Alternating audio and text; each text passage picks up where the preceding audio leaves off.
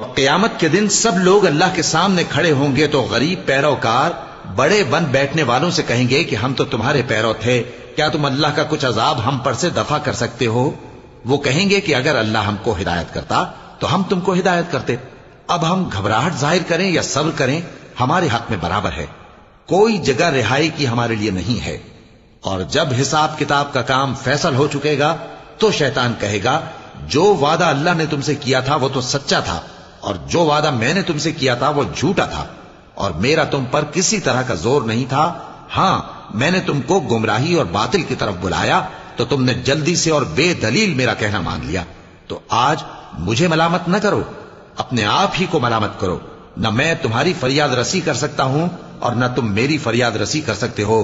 میں اس بات سے انکار کرتا ہوں کہ تم پہلے مجھے شریک بناتے تھے۔ بے شک جو ظالم ہیں ان کے لیے درد دینے والا عذاب ہے۔